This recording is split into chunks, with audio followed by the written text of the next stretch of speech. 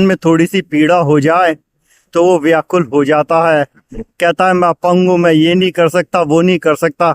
इस मासूम बालक बत्तख को देखो, जिसको सिर्फ एक ही पैर है।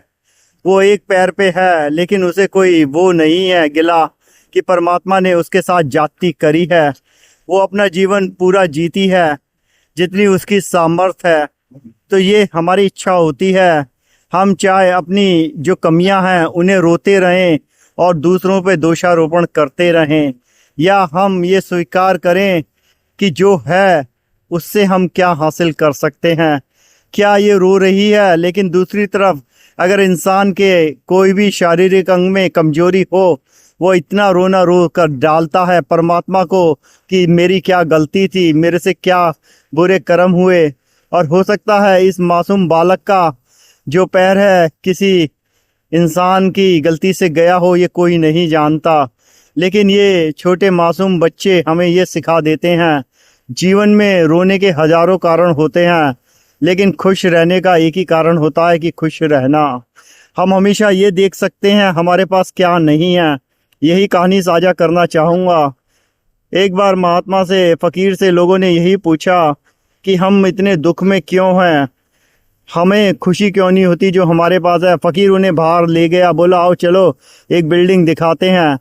फकीर वहां पहुंचा, खूबसूरत ग्लास की बिल्डिंग थी, चारों तरफ ग्लास थे। फकीर ने एक पत्थर उठाया और ग्लास पर दे मारा, ग्लास टूट गया। अब जो भी वहां पे लोग आते वो उस गिलास को देखते और कहते वैसे तो बिल्डिंग ये अच्छी है, लेकिन ये टूटा हुआ गिलास बुरा लग रहा है। इतनी खूबसूरत बिल्डिंग थी, किसी ने उसे निहारा नहीं, किसी ने उसकी तारीफ नहीं करी। कहने को तो हम कहते हैं चंद्रमा में दाग है, बट चंद्रमा की चांदनी और खूबसूरती खत्म नहीं होती। लेकिन अगर जीवन में गलती से कहीं कोई दाग हो, अब तुम जाकर देखो, चाहे शादी करनी हो, लोग अगर एक हल्का सा दाग हो कह देते हैं इसमें ये कमी है, ये गुण नहीं मिल रहा। तो हम अपने जीवन में दुख रहने की पूरी किताब लिखते हैं। हम ऐसे ऐसे तरीके ढूंढते हैं। अगर किसी को आज की तारीख में काम करना पड़ रहा होता है, वो ये नहीं देखता कि उसका फैटी पेचेक आ रहा है, मौज मस्ती हो रही, कहता यार बड़ा काम करना पड़ रहा है। तो ये क्या है, भावना है। हम एटीट्यूड में रहें या ग्रेटिट्यूड में। ग्रेटिट्यूड ये होता है, ये कहना हे परमात्मा मैं तेरे से और क्या मांगू, तूने मुझे इस धरती पे सांसें दे रखी हैं, तू वो चाहता तो ले भी तो सकता था।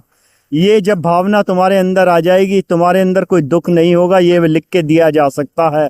सवाल ये है क्या तुम वो प्रार्थना करते हो, अपने मुंह में जो निवाला तुम डालते हो, जो तुम्हारा अधिकार भी शायद ना हो।